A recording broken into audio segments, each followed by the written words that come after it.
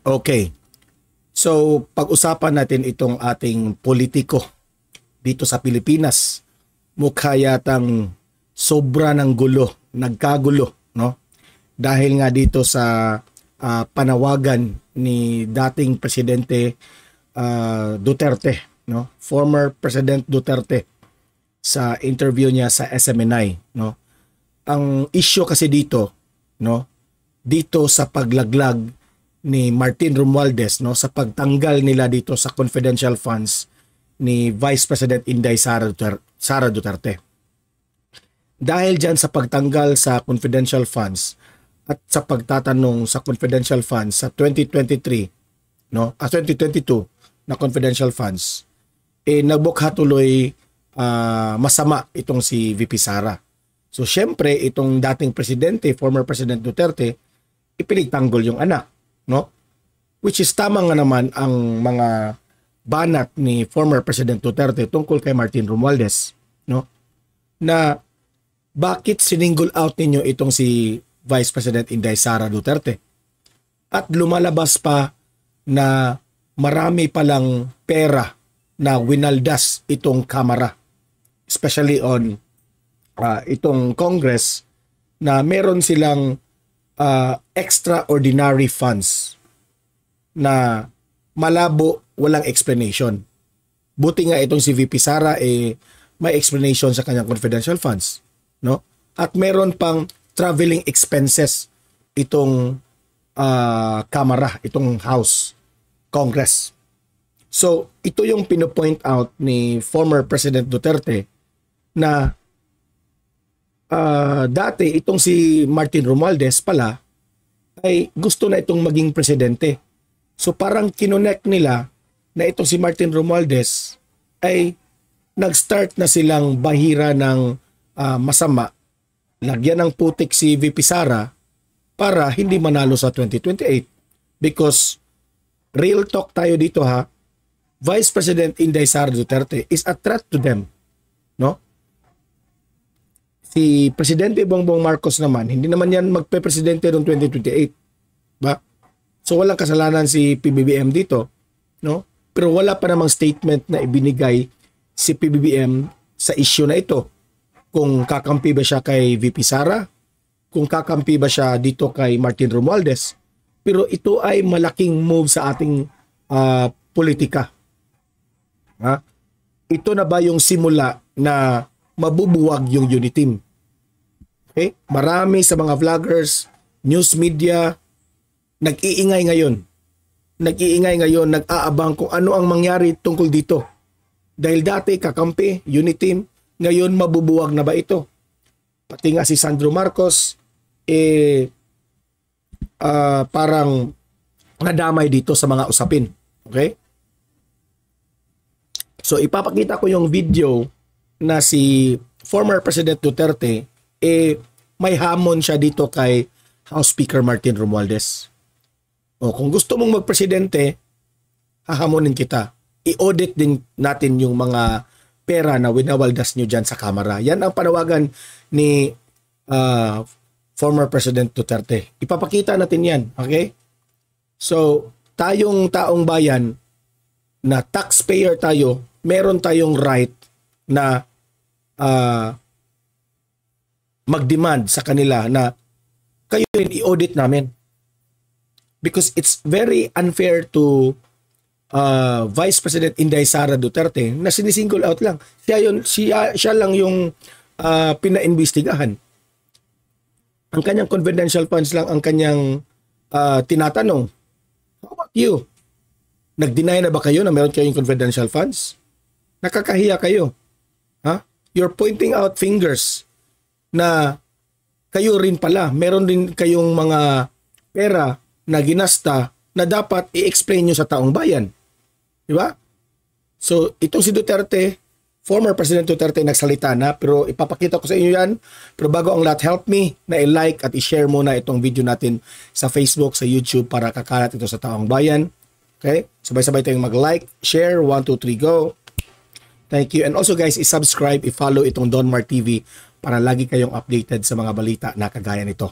Okay? Sabay-sabay tayong mag-follow, subscribe, Don Mar TV. 1, 2, 3, go. Thank you. So, ating pakinggan itong sinabi ni former President Duterte at tayo ay magre-react sa kanyang mga statement. Okay? So, let's play the video. Yung pork barrel, pati yan si Romualdez. He's wallowing alam mo kasi, ayaw ko kung bakit. Inaano niya si Inday, di ang intelligence pang para gastusin sikreto. Hindi naman kami gutom pa. Yan ang sabi ni former President Duterte na hindi naman gutom itong si VP Sara. May pera naman ito. Ha? Yung ito kasing Makabayan Black ito yung mga nang una dito sa confidential funds. Na alam naman natin kung saan gagamitin itong confidential funds. Natatamaan sila dito.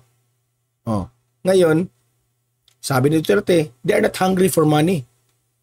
Why question VP Sara? Dahil ba takot kayo sa 2028? Hangol kami ng pera. Kayo ang maraming pinaka. Hala ka, Martin Romualdez. Kayo ang pinaka. Ano ba yan? Paki-explain, Martin Romualdez.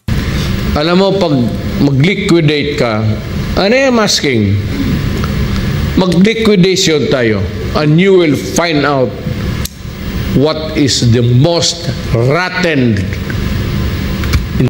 So, ibig sabihin ni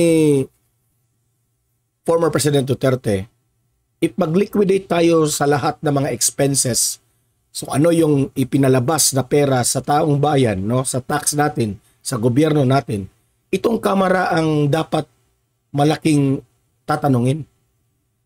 Sabi ni Duterte, this is the rotten, itong ahensya na ito, the most na pwede nating questionin. Maraming pera raw na winawaldas unexplained. Tapos, ang kapal ng mukha ninyo na tatanggalan nyo ng confidential funds ang ating Vice President. Dahil dito sa Makabayan Black, naging magulo ang ating gobyerno ngayon. Halos lahat ng ahensya ng gobyerno tinatanggalan ng confidential funds. Ang kapal ng mukha. Nagpapadala tayo dito sa Makabayan Black. Nadadala na tayo Don't you know na nasa peligro ang ating bansa kapag tatanggalin itong confidential funds? Institution dito. You will find out it's Congress. Walang limit ang ano nila dyan. Walang limit. Yung pork barrel, pati yan si Romualdez. He's wallowing alam mo kasi, ayaw ko kung bakit. Inaano niya si Inday. Si Inday naman is perceived to be a good candidate. Excuse me. Yung 2020 election, kung matatandaan natin nung last election, si Vice President Inday Sara Duterte, hindi ito inintroduce ni former President Duterte na siya ang maging presidente. Ayaw nga ni former President Duterte na maging president or vice president si VP Sara kahit saan man dyan. Kung matatandaan natin, sinabi pa nga ni former President Duterte na si Martin Romualdez ang gustong tumakbo. Kasi si Martin Romualdez gusto niya tumakbo. Pero itong mga Duterte, hindi ito hungry for power. Okay? So, ngayon, naturally, itong si VP Sara gusto ng taong bayan. Martin Romualdez is not in the picture. Naging nasa picture na yan si Martin Romualdez sa pagkapangulo na ni Presidente Bongbong Marcos. At pinagsamantahalahan ni Martin Romualdez na gusto na niyang maging presidente sa mga sabi-sabi dyan. Okay? So, syempre, itong si Martin Romualdez, threat itong si VP Sara. Kaya ngayon, unti-unti na nilang i-disarm by tanggalin yung confidential funds para hindi makagalaw ito si VP Sara. Para hindi effective ang kanyang pagiging Deputy Secretary o pagiging OVP niya, no? Sa kanyang trabaho. In this way, masisira si VP Sara, so may chance silang manalo. Okay? Na alam naman natin, no, haka-haka, no, mga may sabi-sabi na itong si Martin Romualdez ay hawak na ang ilang mga media ngayon. Hawak na sa leeg. Kaya kung mapapansin natin, yung mga media natin, ang kinakampihan, hindi naman obvious, pero parang may mga gesture na parang kakampi dito sa mga Romualdez. Okay? Para pa ngang mas pabor pa kay Romualdez kaysa ni VP Sara. O, tingnan mo yung balita ng GMA. Ang balita ng GMA, ipinagtanggol lang ni Duterte si VP Sara. Yun lang ang mensahe. Parang ganun yung pagkalagay ng balita. Pero the root cause is, ang sabi ni Duterte, what's the reason behind confidential funds? Paano at anong reason bakit may confidential funds? Dapat ganun yung drawing ng balita. Pero hindi ganun. Nagmukha lang tuloy na ipinagtanggol ni Duterte. Pero ang totoo, inexplain ni former President Duterte bakit si Inday Sara nangangailangan ng confidential funds. And this is for our security. Okay? Even nga si Presidente Bongbong Marcos, pabor itong si former President Duterte sa confidential funds na yan. At sa mga ahensya na may confidential funds. Hindi natin alam kung ano ang galaw ng kalaban ng gobyerno. May mga nalalaman ang ahensya ng gobyerno na hindi dapat isa publiko. But I'm saying now that Inday, as far as I'm concerned, should not run for president. Tama na yung vice president. Maganda na yan. Ibigay na niya sa iba. This Romualdez, speaker, yan ang sige bigay ng mga congressman, pinabusog nila lahat. Ibig sabihin ni former President Duterte, marami ang kakampi dito kay Martin Romualdez dahil nagpasipsip yung mga kongreso dyan. Alam nyo ba ko bakit yung nakapalibot lahat dyan, pati itong Makabayan Black, naging sipsip na ito ni Martin Romualdez. Sip-sip lahat yan. Alam niyo ba kung bakit? Para yung mga budget nila madaling ma-approve. Pasip-sip yan eh. Ganyan ang normal dyan sa kamara. Pero sabi ko, mag-audit tayo. Because the speaker is poised to be or to run for president. Well and good. Gusto ko ikaw ang mapresidente. Kasi noon kaibigan kita, wala pa yan si Marcos, nakakampanya pa. May parang sinasabi ka na gusto mo. Sabi ko, okay. I was not thinking of my daughter. Perceive lang yan siya to be a good candidate. Pero tuluyan ko na, ikaw na, Romualdez. Yung mga Duterte ayaw makipaglaban sa inyo. Ikaw ng Presidente Romualdez. Ikaw na. Sa iyo na yung lahat. Pero maghigi ako ng audit. Ngayon, kung hindi ibigay sa atin yan, I will ask everybody, from the farmer to the businessman, to the church people, to every Filipino, to every soldier and policeman. Correct. That we all demand that we open the liquidation. Lahat para malaman rin namin kung paano ninyo winaldas ang pera namin. Ayan, grabe yan guys ha.